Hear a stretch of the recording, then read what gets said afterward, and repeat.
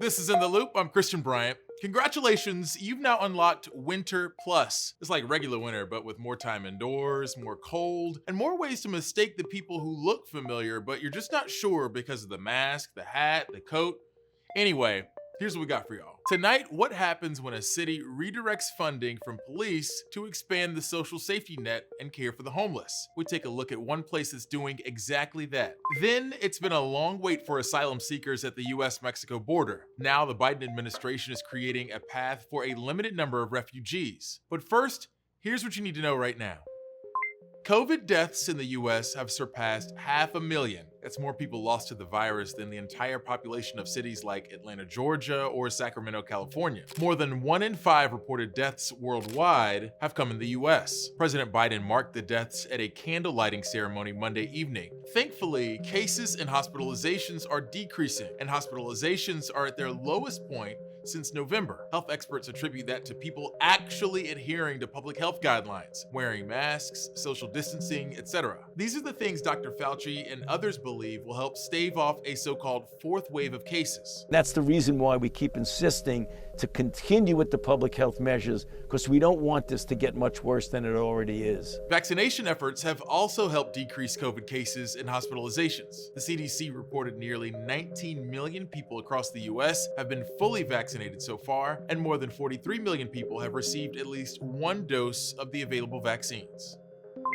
Tens of thousands of Texans are still without power after last week's winter storm crippled the state's power grid. Others throughout the state are seeing widespread water and power disruptions, causing damage that could take weeks or even months to recover from. Some cities like Houston, the largest in the state and the 4th largest in the nation, no longer have to boil their water to ensure it's clean. But a third of the state is still under a boil water notice. While power is still coming back online for many Texans, those who had power, even if it was spotty, are reporting high electricity and water bills. Usually when we have a bad bill, which we were bracing for, our normal month's usage is about $80 for February. We were anticipating $300 or $400, but never in any stretch of the imagination did I think $6,700 would be what they charged me. President Biden has already approved a major disaster declaration for Texas, which opens up federal aid. Meanwhile, the state has launched several investigations to look into the main factors of this energy crisis that locked down all forms of power, from natural gas to renewables, and contributed to dozens of deaths in the state.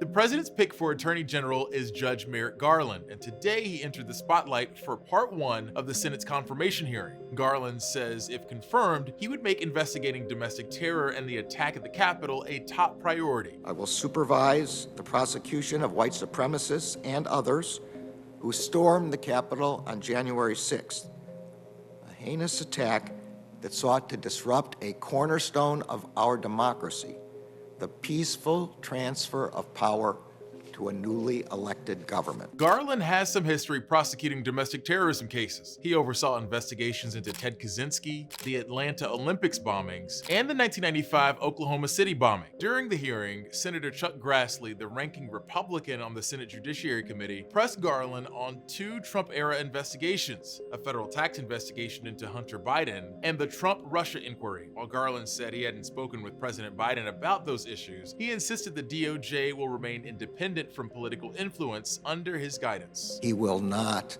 interfere with the Justice Department with respect to its prosecutions and investigations. In all of those respects, the department will be independent. Defund the police became a super controversial slogan last year when it entered the mainstream, even after it was rejected by both Joe Biden, Donald Trump, and a long list of other political leaders. But with all the hand-wringing around the slogan itself, it's important to remember what defunding the police really means. In most cases, it means taking some things, like dealing with non-violent situations, out of the hands of armed police and into the hands of social workers. Newsy's Jamal Andrews took an in-depth look at one city that already defunded police and what's happened since then. Over the summer, chants to defund the police rang out across the country, but hardly anyone cut their police budget by as much as Austin, Texas. While cities like Baltimore and Denver cut their budgets by 3% or 10%, Austin cut APD's budget by 1/3. $150 million. And they've already started spending that money on other programs, buying 2 hotels with plans to convert them into permanent supportive housing for the homeless. The Black Lives Matter movement really ascending in our cities. It created an opportunity for us to move the dollars that so often are used to police homelessness, to throw people in jail for a night and then to send them back onto the streets, to take those same dollars and use them to actually operate the hotels. To operate these hotels, it'll take about $6.5 million annually. But the backlash to any reallocation of police funds in this very red state has been swift and widespread. Crime is up because police funding is down. That's the wrong direction. We will not stand idly by and watch as violent criminals take over the streets of our communities. The city of Austin is a disaster if you haven't been there. Now one of the most dangerous cities in America and definitely in Texas. The Texas governor has threatened to remove Austin police from the city's control, freeze property tax revenues, and bring in federal law enforcement, all in the interest of public safety. And while Austin isn't one of the most dangerous cities in the U.S. or even in Texas, it has seen a rise in homicides from 36 in 2019 to 48 in 2020. Other large cities in the state experienced similar rises in homicides, including both Houston and Fort Worth, 2 cities that increased their police budgets this year. Austin City Councilman Greg Kassar, who spearheaded the police defunding effort, says housing for the homeless is exactly the kind of action that will make the city safer. Lying about Austin doesn't make anyone safer, but setting up homeless shelters does make people safer. These are real issues that the governor, lieutenant governor don't want to talk about, that policing doesn't solve entirely on its own, and that we are actually bringing dollars forward to help solve the issue. Austin's housing program is similar to one in Los Angeles that housed about 3,500 chronically homeless people. Like Los Angeles, Austin plans to offer wraparound services, meaning not only housing, but a case manager for residents and other social services. Professor Sarah Hunter evaluated the Los Angeles housing program and saw positive impacts. Study after study shows that permanent supportive housing increases housing stability. It also pays for itself. According to Hunter, for every dollar the Los Angeles Health Department spent on this housing program, the county saved $1.20, dramatically reducing expensive trips to the emergency room and long-term hospital stays. What it suggests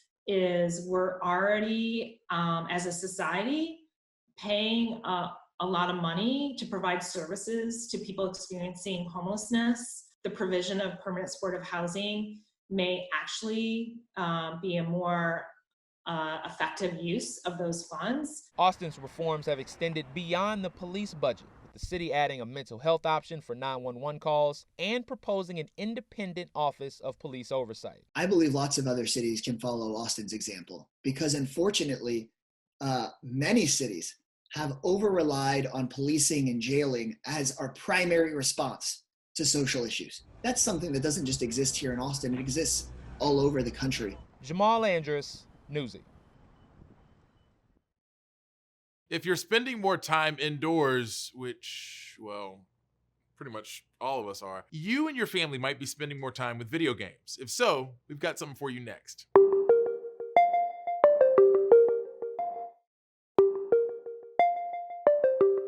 Video games are a mature art form that can tackle complicated subjects. But man, are some people really determined to test the limits of that principle. We're stepping into the world of tech and gaming, no matter how controversial, with one of our favorite segments, Next Level Speedrun, starting with this.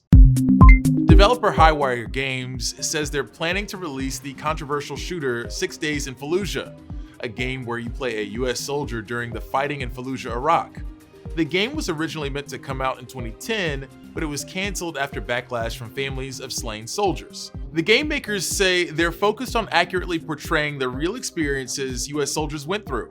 But they also say they're not trying to make a political statement with the title, which seems hard to do given the subject matter. If the game comes out this year as planned, it'll have been 12 years between the game's announcement and its release. Officially, the Iraq War lasted just under 9 years, but US troops still have a sizable presence in the country today.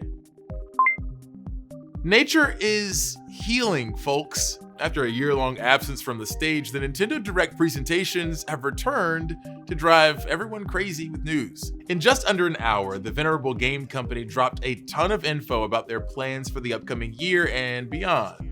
Among the highlights, a new Mario Golf game, a remastered version of the Zelda game Skyward Sword, and a new Splatoon game that finally takes a bold stance against French landmarks. But for all the announcements, the Direct also highlighted how chaotic last year was for game development. We'll have to ask you to wait just a bit longer.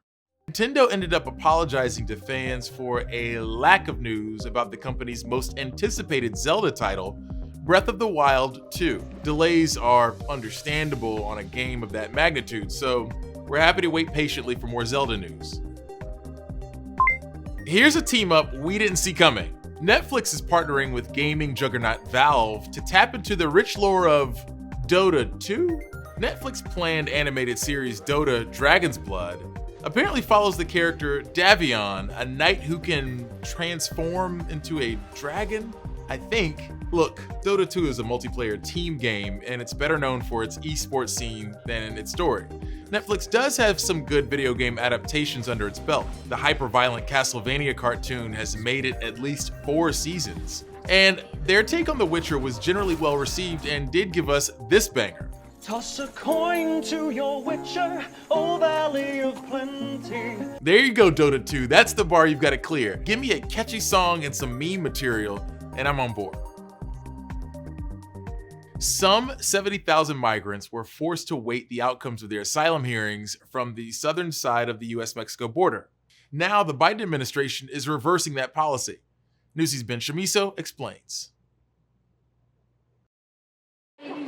After waiting months, sometimes years in Mexico, migrants stranded by a Trump-era policy are being allowed into the U.S. as their asylum cases play out. Gracias al Señor, pues, llegó un presidente que nos abrió una ventana y una puerta de esperanza.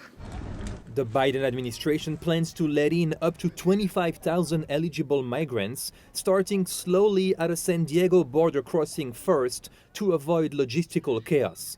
This week, border officials will add 2 border locations in Texas, hoping to eventually let in several hundred people every day at each designated port of entry. Todavía no me lo creo, es decir, que el presidente Biden haya tomado esa decisión tan justa, ¿no? Since Trump introduced the so-called Remain in Mexico program 2 years ago to address claims that migrants didn't show up to their hearings, 70,000 asylum seekers have been forced to wait outside the country for their cases to be heard. Around 1,000 have been living at a tent camp within eyeshot of Texas. People are desperate and cold and need to be able to be processed as soon as possible. Immigration lawyer Jody Goodwin has been crossing regularly to Mexico to help migrants with their cases. It would have been ideal if this processing would have started last week before the cold hit. But I guess the administration just wasn't ready to roll out with it yet. The United Nations is leading registration efforts and deciding who gets priority. Only migrants with active cases in the program will be allowed into the US, and only after they have tested negative for COVID-19.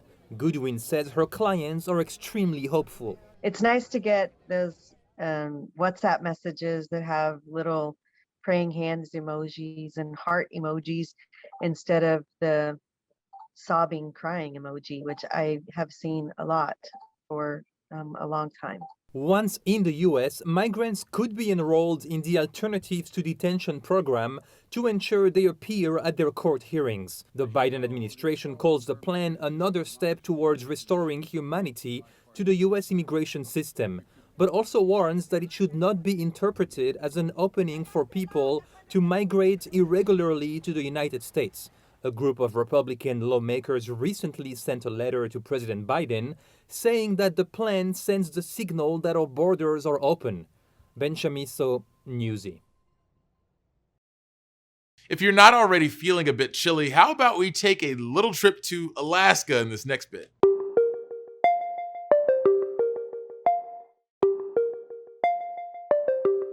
By now, we've seen how challenging the logistics of vaccine delivery can be just about anywhere in the world. Now, take all of those typical problems of shipping, storage, and usage, and then tack on an ice-cold layer of Alaskan wilderness. National reporter Alexa Liacco has the story. To understand life in the farthest corners of America, you have to see it. The beauty of nature, the rugged, unforgiving cold, and the people of Alaska. We traveled thousands of miles to see the journey dedicated pharmacists like Dan Nelson make every day to drop off vaccines in Alaska's remote villages. So first thing is just come in, get all the vaccines prepared. With the supplies ready, it's time to head to Tok, a village of fewer than 1,300 people, more than 200 miles away. Hop on the airplane, take it as our taxi cab, essentially. Everyone has seatbelts fastened, correct? Yep. All right. We arrived to the clinic with moments to spare before patients started checking in. Did you have any problems for the last dose? It takes hours of work all to deliver just 100 doses. But it's work this pharmacist says We're really proud of. I think a little bit over 5,000, about 5,500 doses probably by the end of the day today that we will have administered. About half of those are out in our rural areas. And we had a ski plane that delivered. Literally, it's landing out on a frozen lake on the ice. The Tanana Chiefs Conference, a group representing dozens of tribes in Alaska's interior, have even gone by snowmobile and dog sled to deliver vaccines. It's an effort that's helping protect indigenous tribes who have been hit hard by this virus. You want it in the left arm? Left arm, yes. The Alaska Native American Indian populations have been disproportionately affected by COVID. And the problem is when someone gets sick out here in the middle of nowhere, it's not like you just go down to the urgent care clinic or to the emergency room. It's a $20,000 medevac. For many Native Alaskan tribes, the virus has taken loved ones and tradition away all at once. We deal with death in a certain way, and we were not able to, deal with it like we usually do. Daisy Northway dealt with the loss of a child in the midst of the pandemic. I couldn't even see my son, and he didn't even have COVID. I couldn't go to the hospital. He was gone before I was able to say my last goodbyes. And when she wanted to lean on her tribal ways the most, she was deprived of her community. The practice that helps us to renew our spirits, we were no longer able to do that. That's why these two and so many others rushed to this clinic to get their vaccine, some driving more than 100 miles from surrounding villages. Doing okay? Mm-hmm. I do feel a sense of relief. It was a happiness we could feel radiating through this isolated, snowy village and all who call it home. Here is an opportunity that was given to us to allow us life. A chance they never knew would come from a fragile bottle carried hundreds of miles to help them, one holding the strength to end this community's deep sorrow. I'm Alexa Liaco reporting.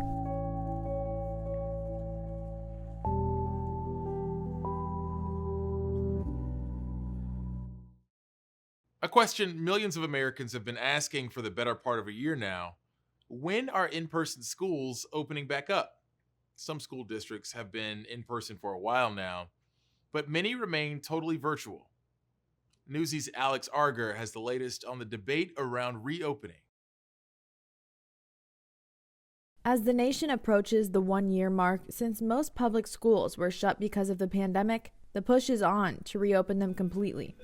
Only about 40% of children K through 12 are in classrooms 5 days a week now, according to the reopening tracker Burbio. The pressure is on from parents and the Biden administration. The default position is that we should try to do everything we can to get the children back to school safely for the children and safely for the teachers and other educational personnel. And the faculty, the head of the American Federation of Teachers, weighed in on Sunday. My members, I just did a survey of my membership, and 85% have said that they would be comfortable being in school if they had the kind of testing, layered mitigation, and vaccine prioritization. But Fauci said vaccines for teachers should not be a deal stopper. We're saying we're doing whatever we can to protect the safety of the children and the teachers, but it is not a requirement. It's a priority, but it's not a requirement for the teachers to get back into school. President Biden has vowed to have most open by late April, the first 100 days of his administration. He wants additional dollars to help schools follow CDC school guidelines. But every school in the country does not have that funding and does not have the resources, and we need to, from the federal government, help address that. For Newsy, I'm Alex Arger. If you haven't done so already, feel free to reach out to us on Twitter using the hashtag #NewsyInTheLoop. I'm usually soliciting feedback, but today I just want to commiserate about Daft Punk breaking up.